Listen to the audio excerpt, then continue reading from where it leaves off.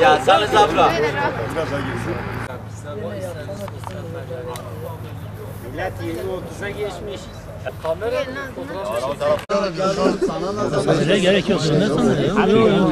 Bu özelleştirmeden olan adaletsizliğin için buradayız biz.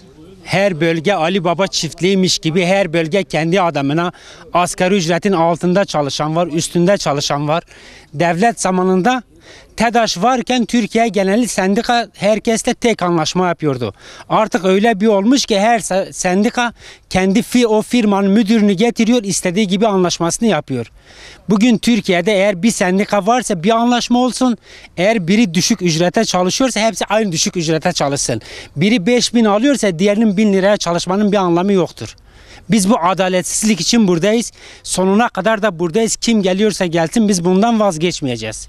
Devlet bugün belirlemiş asgari ücretin %60'ı üstünde çalışacaksak Türkiye geneli bence bu aynı olmalıdır. Kimi asgari ücretin altına düşmüş her şey dahil.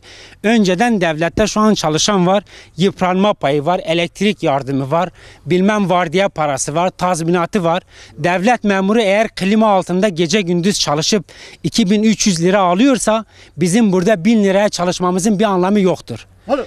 Hep beraber Türkiye Cumhuriyeti vatandaşıysak aynı ücrete çalışacağız. Kar kış oldu mu biz dağlarda tırmanıyoruz. Vatandaşa enerji vermek için ama fiyata gelince adam gece gündüz elektrik kesintisi istiyor. Demiyor bu arkadaş ne şartlar altında çalışıyor. Yani biz şu an en düşük devlet memurun bile altına düşmüşüz. Biz bu adaletsizlik için gece gündüz burada olacağız. Ne geliyorsa gelsin biz vazgeçmeyeceğiz. Aynı şirkette çalışıyoruz. Tunceli her ay 40 saat mesai alıyor. Aynı firmada çalışmamıza rağmen mesai alıyor ama çalıştığı yok. Şirket bunu devletten kaçırmak için mesai altında arkadaşlara veriyor. Yani aynı şirkette eğer çalışıyorsak şartlarımız eşit olsun. Biz buradan Cumhurbaşkanı'na da dilekçe gönderdik. Ne şartlarda çalıştığımız halen bekliyoruz.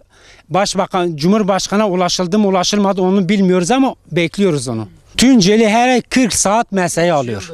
3 yıldır. Çalışmadan mesai alıyor. Size mesai yok mu? Bize yok. Çalışmıyor. 40 saat mesai alacak. Fiyatı yükseltmek için. En düşük maaş sizden ne kadar? 1220 lira. Onlar ne kadar alıyor? Onlarınkini bilmiyoruz.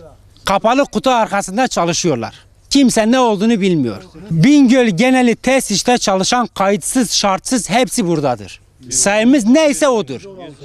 116 kişi buradayız.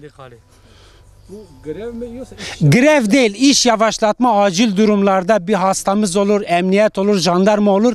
Onlara o şekilde devam ediyor, enerji veriyoruz. Sadece iş yavaşlatmadır. Yok biz hakkımızı istiyoruz. Yani bundan vazgeçmek yok. Yani o çocuk oyuncağı değil. Yok kesinlikle vazgeçmeyeceğiz. Türkiye geneli haklar neyse ya eşit bir olacak ya da herkes Ali Baba çiftliği gibi getirip kendine göre adam çalıştıramaz. Aynı şartlarda çalışıyorsak aynı ücreti izliyoruz. Tesis'in o diğer illerden aldığı şeyler. Ya her bölge kimi var 2000, 3000, 5000 yani Türkiye genel TEDAŞ varsa maaş da tek maaş olsun.